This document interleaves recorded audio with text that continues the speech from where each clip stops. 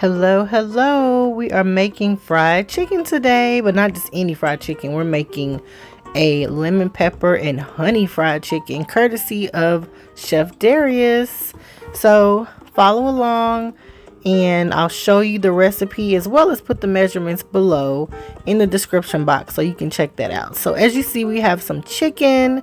I'm working with some legs today. We're going to add some Sazon, which gives it a good color and flavor. So you also get basically two of the best of both worlds. Get some nice color, get some nice flavor, brings it out kind of like an accent salt. So see here, we're putting it all over our chicken legs. Next, we're going to add in some garlic powder. That's a must when I'm frying chicken.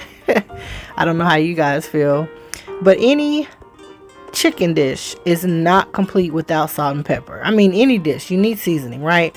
So we're going to add some salt and pepper. Like I said, the measurements will be listed below. So I'm just cracking some fresh pepper, nothing like some good old cracked pepper. So I'm squeezing now on there. As you see, it's getting all nice and coated. We have our dry mixture, which consists of all-purpose flour and panko seasoned breadcrumbs. You can add those optionally. I like to add them because it gives it an extra crunch. So if you choose to use them, cool. If not, I mean, it's still going to have some good fried chicken. So next, what we're going to do here, we're just tossing it, making sure everything gets all coated. As you see, the color change from drizzling everything all in there together. We're going to add 1 egg. I know you saw that shell swoop up in there, but I definitely got it out.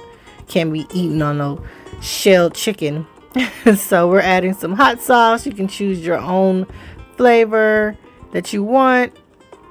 I saw that little shell and I was like, oh no, have to get it out. So we're just tossing this, getting it all yummy and goodness. Add some sea salt and pepper to our flour because I season my flour as well as my protein whenever I'm cooking. So we're going to add a little cayenne pepper. Believe it or not, you think it might be too spicy, but it's really not that spicy. You guys, this is like the best chicken you will ever have in your life, and you'll never go back. Ever. I never went back. So we're just adding this to our flour, and we're going to dredge it real good. Add a little bit of smoked paprika because I like the color, as well as the smokiness flavor that it gives off. So we're just tossing this in our flour, getting it all dredged up nice and coated.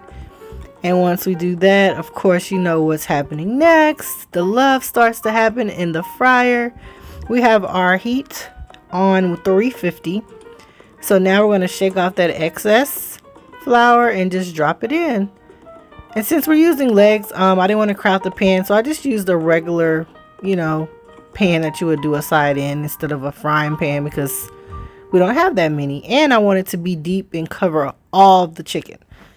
So we're going to keep repeating this process. As you can see, I have the last couple of drumsticks and it's all coated and yummy. Oh, you guys, it's going to be so crunchy. Those panko breadcrumbs, I'm telling you, it's a secret ingredient, and the recipe didn't cost for it. I just like to tweak my own thing. So that darkness is not burnt. It's actually from the seasoning. And I'm just taking it out and putting it onto a sheet, a ceramic sheet.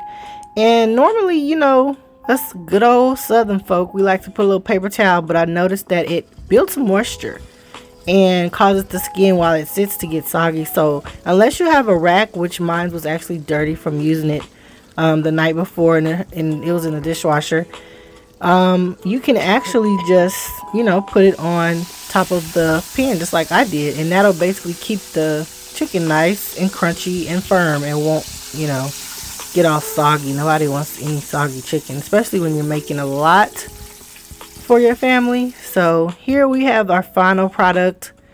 Goodness, you guys, look at that. So now we're going to make our lemon sauce, and it just basically consists of fresh lemon squeezed and a little zest, as you can see, just a little bit. We got to add some honey, which I put in the microwave to get an easy flow.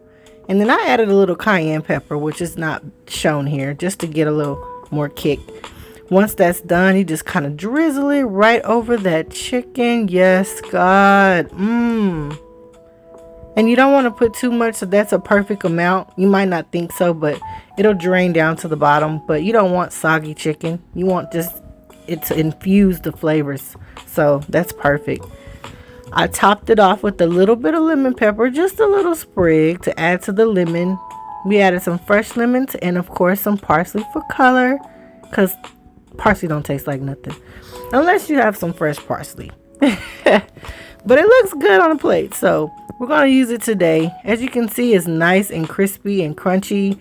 That flavor from the Sazon and Paprika, it just really gave it a good color. So here's the final product. I hope you give this recipe a try. You will never go back. As you can see, we paired ours with some macaroni and cheese, Southern homemade macaroni and cheese. I'll put that link below as well. Some Italian green beans and Southern cornbread, honey. So you can actually pair it with whatever you like. This is just what I had a taste for. It's Sunday, and the only thing we're missing is football games. But we made it work, and we're about to eat. So I hope you guys give it a try. Here is the final product. And thank you for watching. Like, comment, and subscribe.